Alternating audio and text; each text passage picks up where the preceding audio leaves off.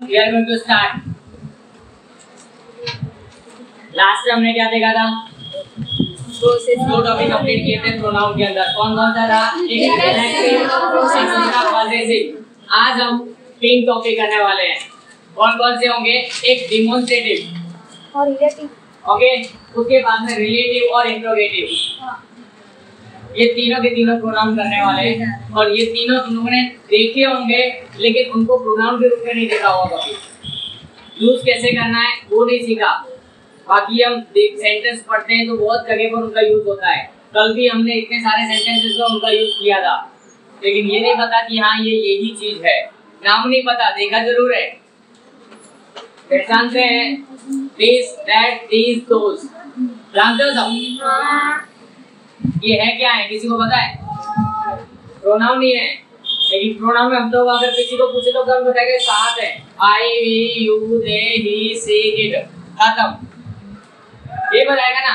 लेकिन मैं बता रहा हूँ कि दिस, दैट, दीज और दोस ये भी उन्हीं के साथ में ही है, लेकिन इनको कौन सा प्रोनाउन बोलते हैं? इनको कौन सा प्रोनाउन बोलेंगे अब? डिमोन्स्ट्रेटिव, यानी ये जो हमको किसी चीज को दर्शाने के लिए उपयोग की जाती है। ऐसे प्रोनाउन किसी भी चीज को हम मेरे को दर्शाना होगी। That is a parrot. वो क्या है? पैरट है। This is mobile, this is bag. तो ये मैंने दिस यहाँ के लिए, पास की चीज के लिए हम क्या यूज करते हैं? छोटे बच्चों के लिए यूज करते हैं।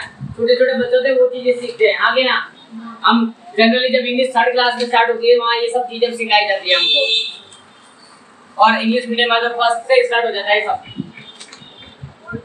ठीक है, तो डिमोन्स्ट्रेटिव प्रोनाउन क्या कौन कौन से प्रोनाउन है?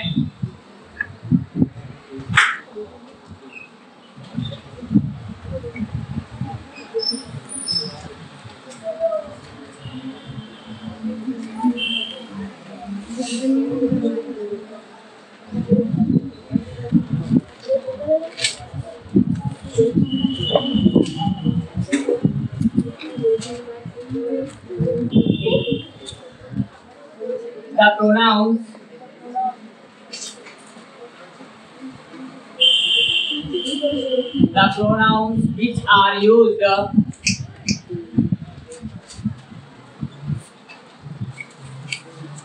to demonstrate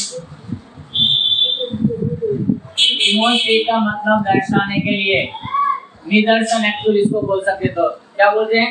शुद्ध हिंदी तो निदर्शन। ओके, डिमोन्स्ट्रेट और पॉइंट आउट मतलब किसी चीज को निर्देशित करना। ओके, और टू इंडिकेट का मतलब भी क्या होता है? निर्देशित करना। टू इंडिकेट द थिंग्स और पर्सन्स।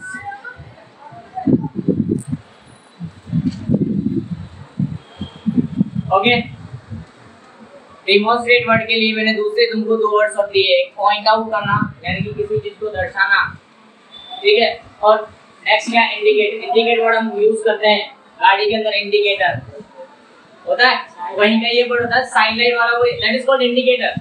हमको साइड में टर्न करना उसके लिए, अगर और ब्रेक लाइट होती है वो भी इंडिकेट करती है हमको कि भाई सामने वाला ब्रेक मारा है, वो टर्न करना चाहिए। तो दैट इज इंडिकेटर। इंडिकेट मतलब दर्शाने के लिए जो चीज उपयोग होती है उसको क्या बोलेगा? इंडिकेट। और पॉइंट आउट करते हैं किसी चीज को तो भी क्या होगा? डेमोन्स्ट्रेट। ठीक है, तीनों का मतलब एक ही है यहाँ पर हमको। The pronouns which are used to demonstrate or point out or indicate the things or persons are called what? Demonstrative. Demonstrative pronouns. Refer का मतलब क्या होता है? सॉरी, रिफर का मतलब होता है किसी चीज के बारे में बताना। जैसे कि मैं ये लिखा प्रोनाउंस दैट रिफर्स, जो भी होता है किसी चीज का जो अर्थ बताता है, किसी चीज के बारे में संबंध रखता है, उसको रिफर्स बोलेंगे यहाँ पर। ठीक है, अब आगे की बात करते हैं। इसी के अंदर demonstrative pronouns are used in both in both forms singular or plural, singular or plural. Okay, अब सिंगुलर में कौन आते हैं, प्लूरल में कौन आते हैं, वो प्रोनाउंस हमने देखे हुए थे, वो अलग थे, वो पर्सनल थे। अब यहाँ पर हमको उनको देखना है तो कौन कौन से आएंगे वो देखना है, ठीक है।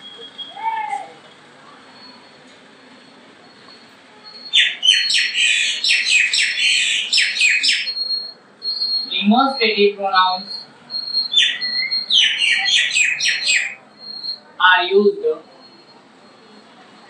इसके लिए यूज किए जाते हैं to show the nearness यानी कि closeness और पर, ओके, जो दूर का जो डिस्टेंस है उसको दिखाने के लिए, दूर की चीज और पास की चीज उन दोनों को दर्शाने के लिए। एक्चुअली मैं क्लोजनेस ही बोलूंगा उस चीज को, पूरे को कितना क्लोज है, ज्यादा क्लोज है उसको हम क्या बोलेंगे, फारिग को दर्शाते तो क्या है अपने को, ठीक है, closeness.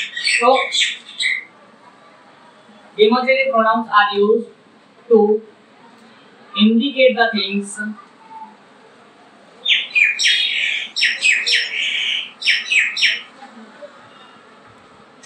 near or far to the subject या तो person। सब्जेक्ट में देखो सब कुछ आ जाएगा अपना, सब्जेक्ट के जगह पर कोई भी पर्सन भी हो सकता है और भी कोई चीज हो सकती है, उसके पास जितने दूरी पर वो चीजें पास में है या दूर है, नियरनेस और फारनेस यहाँ पे बोल सकते हैं। उसके लिए क्लोजनेस इसलिए हम वर्ड यूज कर सकते हैं, वो कितना कोई क्लोज है उसको दर्शाने के लिए यूज कर सकते हैं डिमोन्स्ट्रेट। लेकिन डायरेक्ट ना इसके लिए होगा पर्सन और थिंग्स दोनों के लिए काम होगा, पर्सन और थिंग्स दोनों के लिए हमको डिमोन्स्ट्रेट करने के लिए, निर्देशित करने के लिए इसका उपयोग किया जाता है। और ये सिंगुलर में भी हो सकता है और प्लूरल में भी हो सकता है, ठीक है। ये दो तीन बातें हैं जो उसके बारे में हमको जाननी जरूरी है, जो मैंने आप लोगों को बताई है। लेकिन अब ऐसे कौन कौन से प्रोनाउंस हैं, उनके नाम, ठीक है। तो चार तो हमने देख लिए हैं, वो चार ही है यहाँ पर।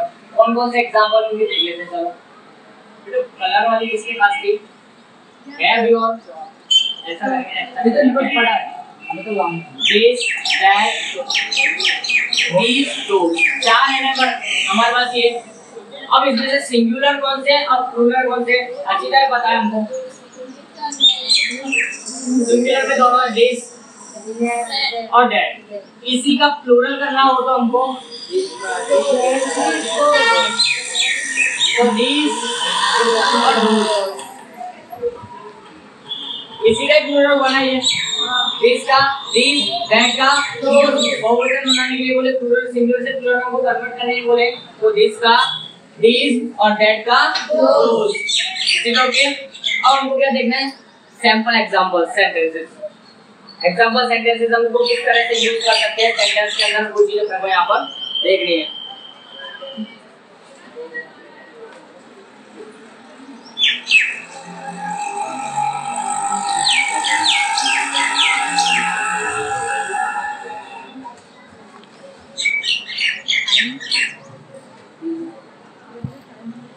एग्जांपल सेंटेंस तो स्टार्ट करेगा। यस, these are benches,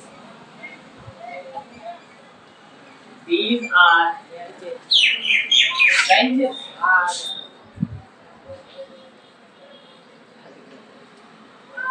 ठीक है, these are benches।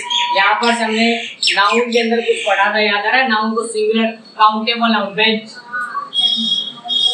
पीछे ch आता है, उसको हम अगर प्लूरल में कन्वर्ट करना पड़ता है तो es लगाकर उसको कन्वर्ट करते हैं, so that becomes benches। yes or no?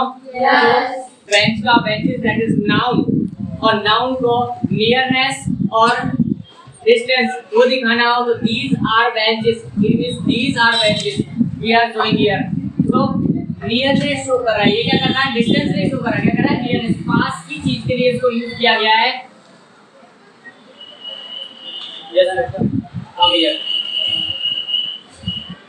okay, these are benches, okay। तो ये क्या कर रहा है, नियरेस्ट को शो कर रहा है, डेमोन्स्ट्रेट करके ये बेंचेस हैं। आगे ना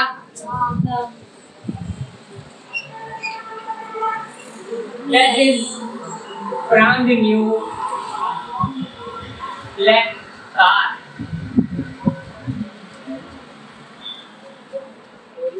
that is brand new black car.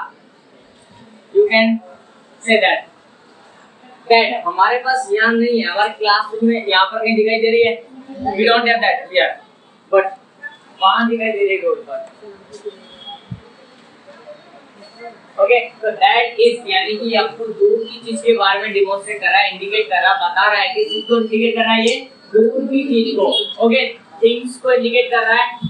ये क्या है? एक्चुअली यहाँ पर अगर कोई तेरे को बताएगा तो नाउन कौन सी इनमें से? ये प्रोनाउन है दैट. कौन सा प्रोनाउन? डिमोन्स्ट्रेट, जो हमको निर्देशित कर रहा है किसकी तरफ? नाउन की तरफ. वो नाउन यानी कि थिंग होगी कोई भी, क्योंकि हमने नाउन में क्या पढ़ा था? कोई भी थिंग हो सकती है, कोई व्यक्ति, वस्तु, स्थान के नाम को. अब यहाँ पर स्थान या वस्तु या व्यक्ति कौन है? Yes, that is noun.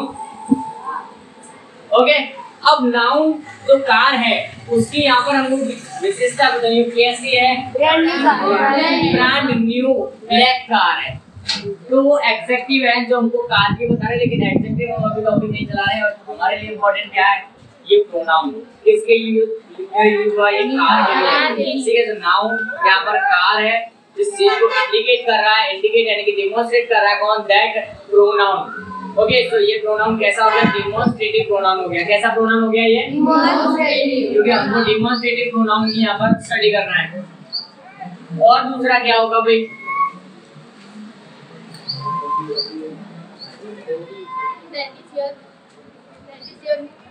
Yes, that is your book.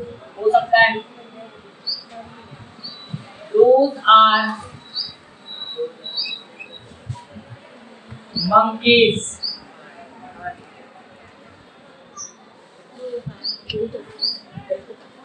Okay, हम दूर की चीज के लिए हम इसको इंडिकेट करते हैं कि वो सारे बंदर हैं. I am not talking to you. Okay, those are monkeys. तो यहाँ पर हम किसको करें? दूर की, हमारे आसपास में तो नहीं है लेकिन कहाँ है? कहीं दूर है, उसको इंडिकेट किया जा रहा है कि those are monkeys. तो डिमोन्स्ट्रेटिव प्रोनाउन क्या होगा यहाँ पर? Okay, stand up and tell me a sentence.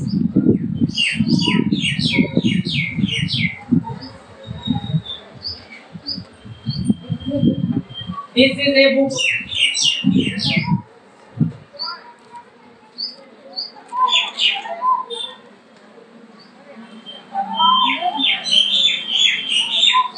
Book तो है, सभी बुक है, सारी बुक्स हैं, दोस्त भी हो सकते हैं. But this is a poetry book.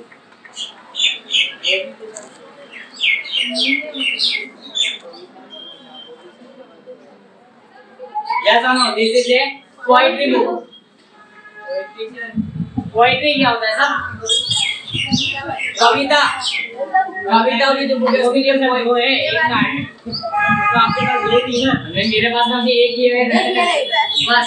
मेरे हाथ में तो एक ही है, तो मैं तो वही बताऊंगा. This is a poetry book. या फिर मैं इसको लिखूं यहाँ पर तो these are poetry books. हो सकता है ना? These are poetry books. बस more than one होनी चाहिए. अगर more than one हो गई तो वो क्या हो जाएगा? these या तो those. और सिंगल है, अगर सिंगुलर है तो this और that. You stand up. Tell me sentence.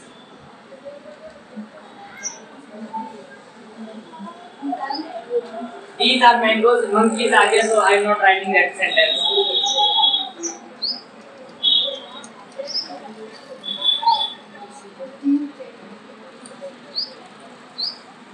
Any other examples? Sentence बोल कर दिखा बिना.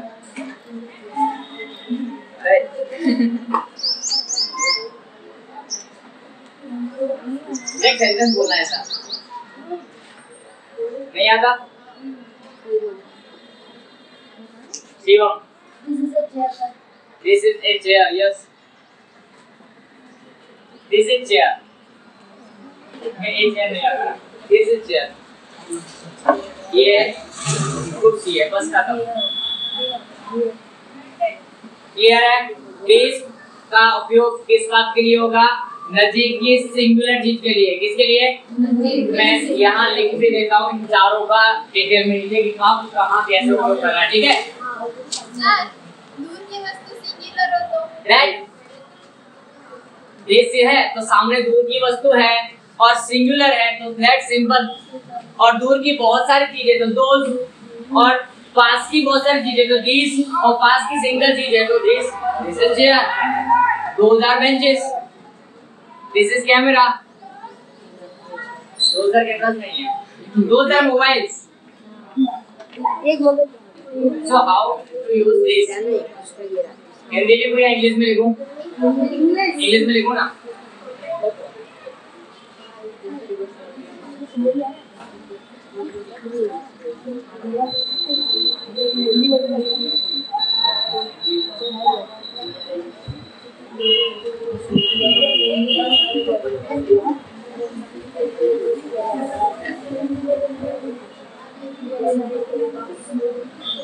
It is used to indicate the single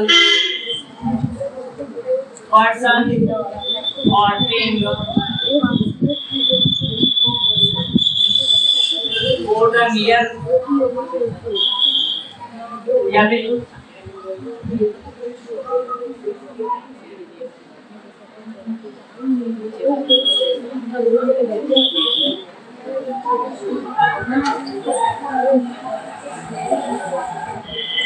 in the sense of nearness, पास की चीज को दर्शाने के लिए किसका उपयोग किया जाता है? इसका, और जैसे सिंगुलर में खास ध्यान का सिंगुलर, ठीक है। अब दैट क्या हो जाएगा? सिंगुलर ग्राफिक का सर आप है। सिंगल मैंने इसलिए लिखा बेटा, मेरे को पता है क्योंकि सिंगल पर्सन, सिंगुलर पर्सन नहीं होगा तो मेरे को सिंगुलर नाम लिखना पड़ेगा वहां पर। नीचे लिख रहा हूं, सेंटेंस स्ट्रक्चर चेंज कर देता हूं।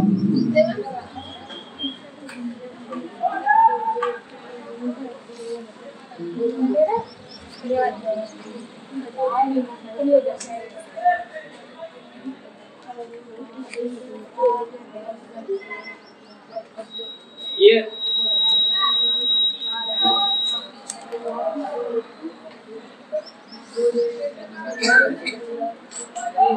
Okay, it is used to indicate the far object in singular form. दूर की वस्तुओं को सिंगुलर एक वचन में दर्शाने के लिए किसका उपयोग किया जाता है? दैट का। दूर की वस्तुओं को एक वचन में दर्शाने के लिए इसका उपयोग किया जाता है दैट का। सेम विद दीस और दोस।